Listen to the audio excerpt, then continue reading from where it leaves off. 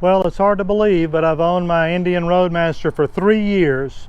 So I'm going to do a 3-year owner review. I'll tell you what I like and what I don't like about my Indian Roadmaster. Be sure and subscribe, like, click on the bell icon, and comment down below. All of those things help me grow the channel. So as I said, I've had this motorcycle for 3 years. I have 48,000 miles on it. So I ride a lot. I ride 16,000 miles a year. Now I have a friend of mine that rides more miles than that, but I know a lot of people that ride a lot less miles. Sometimes I'll see a motorcycle that's 10 years old with 4,800 miles, where mine has 48,000.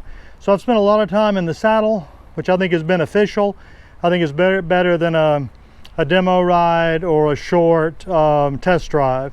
So you spend 48,000 miles on a motorcycle, you do know its strengths and weaknesses, and no bike is perfect, but this one clearly has some strengths. Let me first say, the thing that drew me to this motorcycle are the looks. Now I know looks are in the eye of the beholder. What I happen to think is attractive, maybe someone else doesn't. Now it is a touring bike, it's a big, heavy, gaudy looking motorcycle, but for a touring bike I like the way it looks. I like the war bonnet on the front fender. Of course I have to rock the white wall tires. I like the way the driving lights and the blinkers are integrated into the fairing.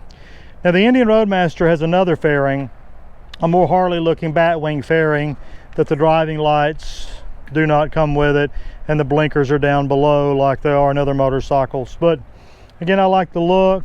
The Indian imagery is all over the bike. The Indian script is everywhere. The Indian badging there, just everywhere. Let's say I like the white stitch in the seat. Just overall, for a touring bike, I think it's an attractive motorcycle. And again, I love the white wall tires. So looks drew me in. But a touring bike, it needs to be comfortable. To me, this motorcycle is extremely comfortable. My longest day is 800 miles. I did over 14 hours in the saddle. I've heard people complain about the stock seat. For me, I can do 14 hours in that seat and be completely comfortable. Let's see, the other things that add to the comfort is the electric windshield. I can raise and lower it. There's a height that I set it at in town, another height on the freeway, another height when it is raining. It's got heated seats. There's toggle switches here for the driver's seat, and the passenger seat has heated grips. You operate them here on the dash. All of that adds to the comfort. Of course, you see the passenger accommodations. Has huge floorboards. When I'm riding, I can put the ball of my foot there on the back of the floorboard. I can put my whole 11 size boot there. I can move my heels forward, stretch my legs completely out. I feel like on the Indian I'm sitting in the bike, where on the Harleys I felt like I was more up on the tank, sitting up on the tank. The floorboards were farther back, they were shorter. I felt like I was in more of a sit up and beg position on the Harley Davidsons. So comfort is fantastic on this motorcycle. I like the looks, I like the comfort. Performance is important. You're touring, you're running freeway speed, and you need to get around an 18-wheeler. I can hit the throttle, and even at 70 it still pulls hard. And of course it's got a tremendous amount of low-end torque. So it's got the looks, comfort, performance, features galore.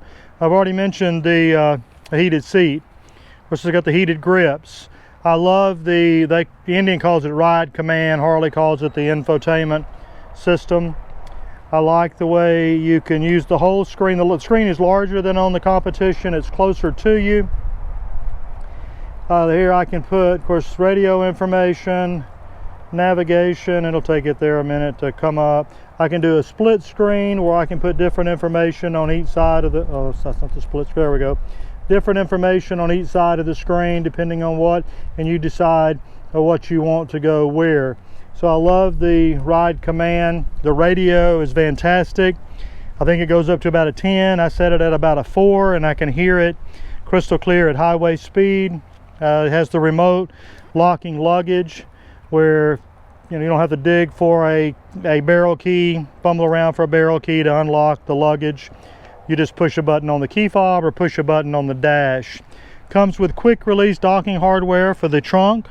Just unplug the wiring harness, flip a couple of levers, the trunk comes off. So it is loaded with features. Tire pressure monitoring system. Let's see, I'm probably going to miss some features. It has so many. So it has the looks, the comfort, the performance, the features. It's a very iconic brand. Of course, it's American made.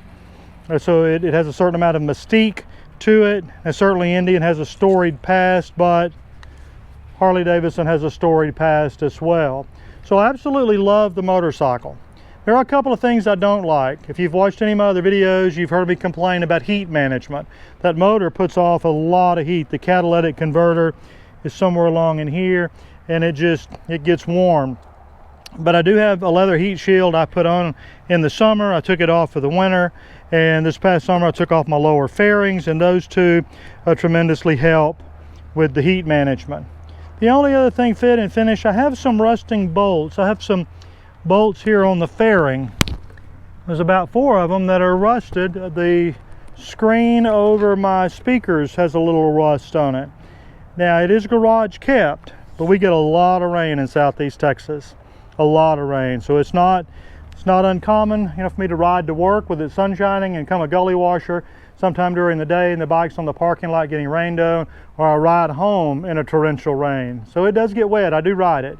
And so that's just part of it. And so it has a few little rust spots, and that's about it with the fit and finish. The fit and finish has been very good. Last thing I think, of course, to consider with a touring bike is dependability. If you're going to be thousands of miles from home, and I've ridden this motorcycle in multiple states, you want it to crank. It's 3 years old, 48,000 miles. It's cranked every time I've hit the starter. The original battery's never been on the tender. Some cold mornings it's turning over a little slower. It's time to change the battery, but that doesn't really affect the dependability. If I go ahead and change the battery, that would solve that slower spin on cold mornings. So I'm extremely happy with this motorcycle. If you're thinking about a touring bike, certainly the Indian is one to consider. You can raise and lower the passenger floorboards. Now, because of the heat coming off this side, there is some discolorization there on my exhaust pipes, but I do plan on putting some tab mufflers on there in the very near future. So it's a fantastic motorcycle. Very, very pleased with it. And I just want to remind you, if you like to ride as much as you can, because one day we're all going to be too old to ride. Again, don't forget to like and subscribe and bell icon and comment and all those things, because I certainly enjoy doing this channel, and I'm enjoying watching the channel grow. So thank you for tuning in.